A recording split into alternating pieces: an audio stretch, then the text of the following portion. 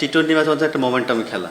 আমরা ফার্স্টে কয়েকটা ম্যাচে খুব ভালো মোমেন্টাম পেয়েছিলাম, দেন আমরা একটা লস্ট করা শুরু করছি, দেন মোমেন্টাম হারাই ফেলছি। ওইখান থেকে আমরা মোমেন্টাম খুঁজে পাই নাই। হতে পারে আমাদের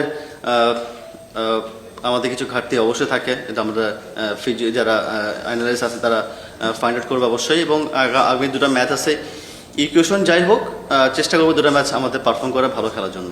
হ্যাঁ, আসলে উইকেট যেটা বিহেভ করছে, অনেক ম্যাচ হয়েছে একটা উইকেটে, তো উইকেটের বিহেভিয়ার চেঞ্জ হয়ে গেছে, বল ডাউন হচ্ছিল, বল গ্রিপ করছিল, আমাদের মিডল যারা ব্যাটসম্যান ছিলেন তারা তো উইকেটটা রিড করতে পারে নাই।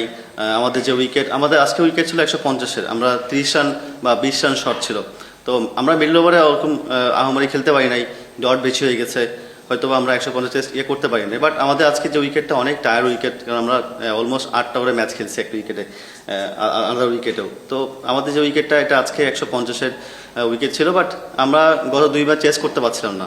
তো আজকে এই জন্য আমাদের ক্যাপ্টেন মনে করছে ফিল্ড ব্যাটিং নেবে, তো এটা ডিসিশন আর কি।